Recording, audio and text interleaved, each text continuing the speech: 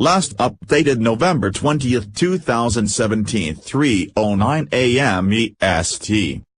Charles Manson, who led deranged followers known as the Manson family into a series of horrific crimes that haunted Americans for over a generation, died Sunday at a California hospital after being imprisoned for more than 45 years. He was 83 years old. Manson was hospitalized Tuesday for an undisclosed ailment. He was serving 9 life sentences, most recently incarcerated at Corcoran State Prison, near Bakersfield. Deborah Tate, the sister of the Manson family's most high-profile victim, actress Sharon Tate, confirmed to CBS Los Angeles that she received a call from California State Prison, Corcoran, at about 8:30 p.m. local time, informing her that Manson had died. Deborah Tate told CBS Los Angeles she hadn't yet processed his death, but that she had said a prayer for Manson's soul and has forgiven the family but refuses to forget what they did. The California Department of Corrections and Rehabilitation released a statement confirming that Manson died in a Kern County hospital of natural causes at 8:13 p.m. local time. Manson's case: why he did it. The prosecutor in the Manson trial, Vincent Bugliosi, told CBS News in 2004 that people still ask him about the case 40 years later. The Manson murder case, unlike any other mass murder case in history, continues to fascinate to this very day. It never stops, Bugliosi said. In a statement released early Monday morning, the Association of Deputy District Attorneys of California released a statement quoting Bugliosi, who once gave the most accurate summation: Manson was an evil, sophisticated con man with twisted and warped moral values. Today, Manson's victims are the ones who should be remembered and mourned on the occasion of his death. Manson was convicted of orchestrating the infamous August 1969 murders of 7 people in a bloody 2-night Southern California crime spree, and prosecutors said he used his influence over his family to order the gruesome killings in an attempt to incite a race war. Manson and other family members were also later convicted in 2 more killings linked to the cult. The killings exposed the dark underside to the counterculture movement of the time and were seen as a stark ending to the 1960s peace and love era, the Associated Press reported. If hippie paradise was a myth, it was a myth that a lot of people believed in. Todd Gitlin, one of the nation's foremost historians of the 1960s, told the app. Manson damaged it gravely. Manson was born in Cincinnati, Ohio, and spent the first half of his 32 years in prison, mainly for petty crimes. In 1986, Manson gave a rambling jailhouse interview to Charlie Rose on CBS Night Watch. When Rose asked Manson whether he believed his life took a wrong track early on amid his first contacts with the prison system, Manson gave a bizarre answer. "See, that doesn't even compute in my world, because there is no wrong," Manson said. According to everyone else, "I've never done anything right. In the world I live in, I've never made a bad move in my whole life." In the interview, he denied ordering the killings. 20 photos: what happened to the Manson family? The infamous murders committed by Charles Manson's followers took place in Los Angeles in 1969, not all members of his notorious family are. After being released from prison in 1967, Manson moved to Haight-Ashbury in San Francisco, where he started leading the quasi-religious nomadic group who were mainly impressionable young women. They claimed to be influenced by drugs such as LSD and the music of the era, with special emphasis placed on the Beatles' 1968 White Album. Manson had an oft-documented brush with the Hollywood music scene when a chance encounter with 2 Manson followers led the family to move in with founding Beach Boys member Dennis Wilson at his Hollywood home for a period in the spring of 1968. In a 2012 article for Canada's National Post, Beach Boys biographer Mark Dillon wrote Dennis Wilson was drawn to Manson's charisma and musical talent and admired him as a kind of guru. Manson, who had learned guitar in prison and aspired to be a singer-songwriter, viewed Wilson as a gateway to a recording contract. Dillon wrote. Dennis Wilson was impressed enough to record a Manson composition and place it on the B-side of the Beach Boys' late 1968 single Bluebirds Over the Mountain, Dillon wrote. but the relationship soon soured. Manson's fits of temper and ravings of an upcoming race war distressed Wilson, Dillon wrote, and Wilson began to view the family as leeches. Dennis Wilson later moved out of the home and the family faced eviction after the lease expired.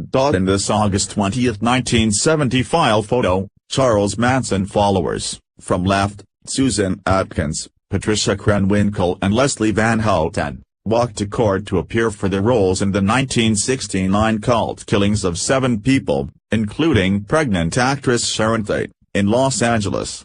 California Governor Jerry Brown denied parole for Van Houten, the youngest follower, citing her inability to explain her willing participation in such horrific violence.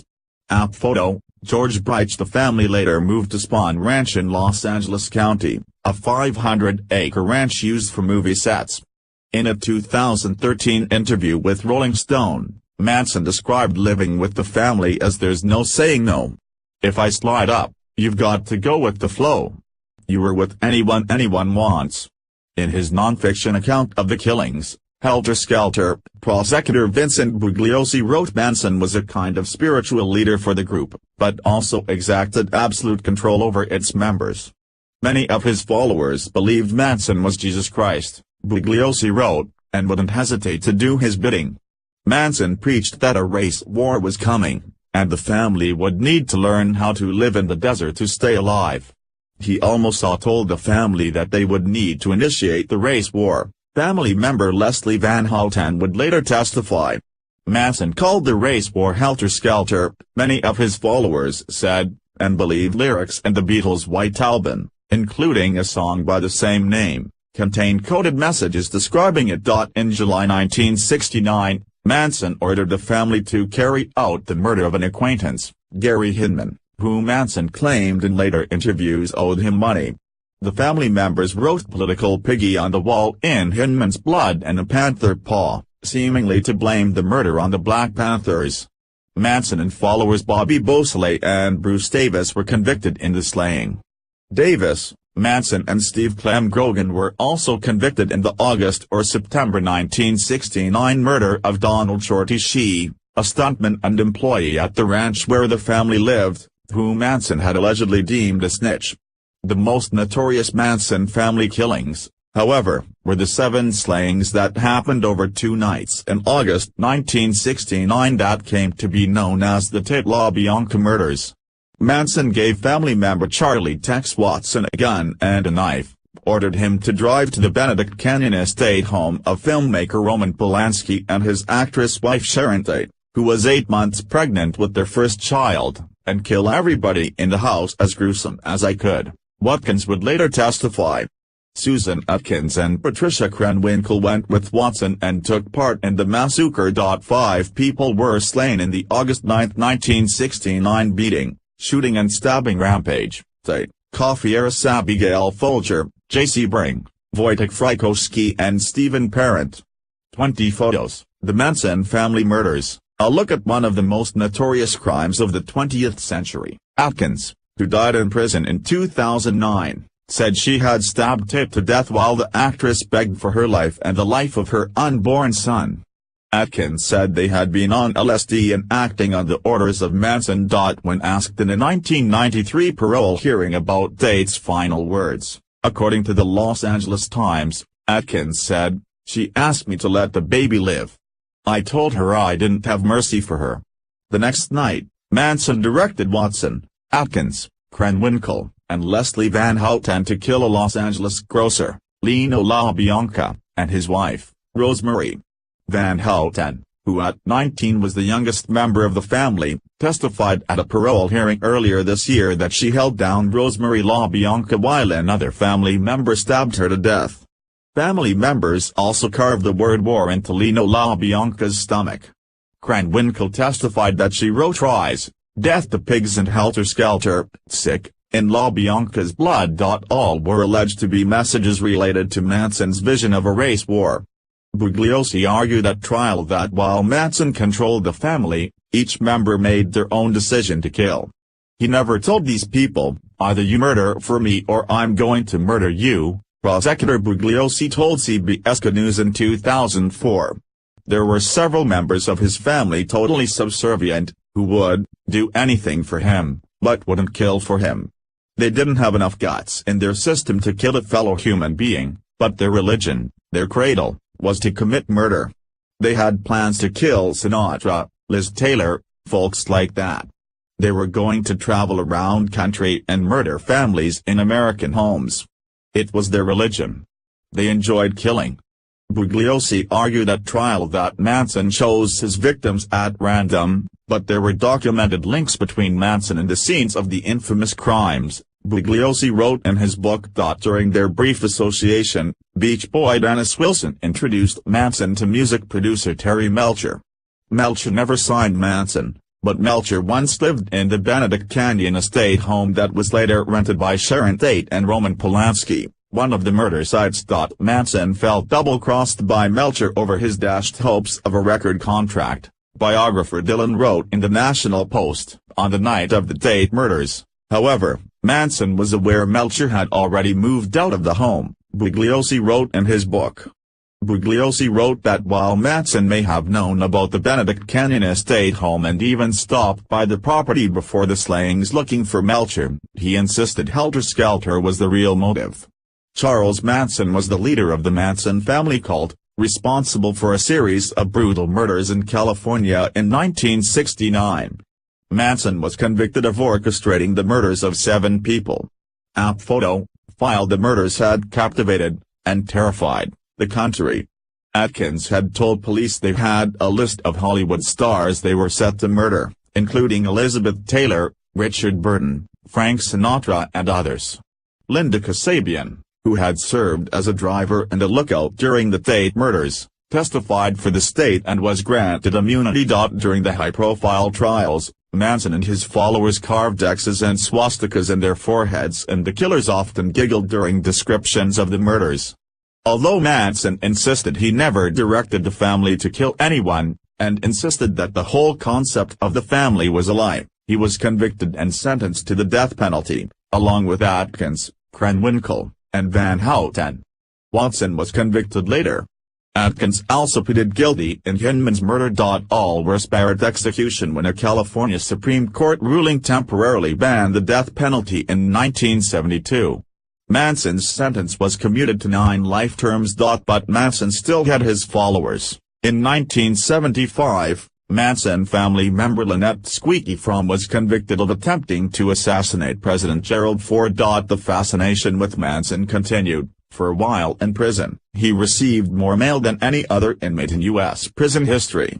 He has granted interviews over the years, including with Charlie Rose in 1986, Penny Daniels in 1987, Geraldo Rivera in 1988 and an interview with Diane Sawyer in 1994 that led California to ban recording devices in prison interviews. In 2013, he granted an interview to Rolling Stone and said he was set to marry Afton Elaine Burton, a 25-year-old devotee known as Star. The two were granted a marriage license, but it expired 2 years later without a wedding. During his 45-year stint in prison, Manson has hardly been a model inmate. According to the Los Angeles Times, Manson had hundreds of violations during his time in prison, including possessing a cell phone and homemade weapons. He has been denied parole 22 times. Suffice it to say that he cannot be described as a model prisoner. Terry Thornton, a spokeswoman for the California Department of Corrections and Rehabilitation, told the Los Angeles Times. Bugliosi, the prosecutor, said that young kids, impressionistic, going through a rebellious state and view him as some type of anti-establishment hero, a glorious outlaw. Bugliosi said the murders would never have happened without Manson's way to influence people. I would stipulate these murders would not have happened if it weren't for Charles Manson, but he had the raw material to work with and he was like the catalyst that brought that hostility to the surface, Bugliosi told CBS News.